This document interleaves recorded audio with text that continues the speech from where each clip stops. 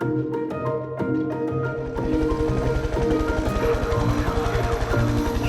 are in the foothills, just north of the High Atlas Mountains in Morocco.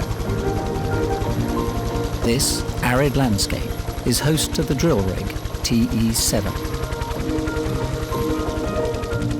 It might hold the key to the first material gas discovery for the country.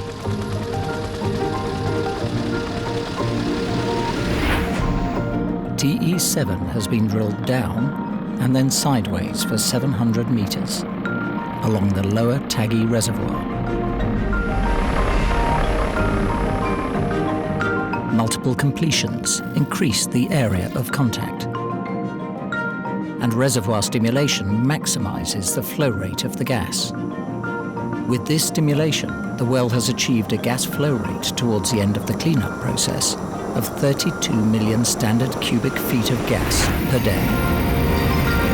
In the future, TE7 will be one of several production wells, providing gas to a central processing facility, and then into the homes and power stations of Morocco, providing a significant proportion of the nation's energy demands for over a decade.